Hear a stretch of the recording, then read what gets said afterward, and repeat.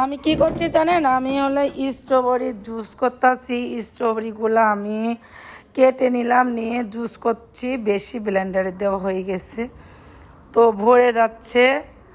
তো আমি দেখেন যে এই জুসগুলো তৈরি করবো। স্ট্রবেরির জুসের যে কী উপকারিতা আপনারা জানেন না। স্ট্রবেরির জুস খেলে অসাধারণ মজা। স্ট্রবেরির জুস অনেক ভিটামিন অনেক ক্ষেত্রে কাজে লাগে, যেমন ডায়াবেটিস থেকে নিরাপত্তা। আপনি এই স্ট্রবেরি ফলটা বিদেশে হতো, এখন বাংলাদেশে উৎপাদন হচ্ছে। আর স্ট্রবেরি ফলটা আপনার সবাই চাষ করা শুরু করছে মাশাআল্লাহ। সামনে বছরে আবার ডিসিশন নেবে সবাই, কৃষকেরা ঝুঁকে পড়বে। তো আমি এই যে দেখেন জুস করতেছি, আপনার জুসটাও হয়ে গেছে। এখন আমি ছেঁকে নিব, ছেঁকে নিয়ে কিছু কুশিরের গুড় দিয়ে মিক্সার করে মাশাআল্লাহ খেয়ে দেখব কেমন মজা।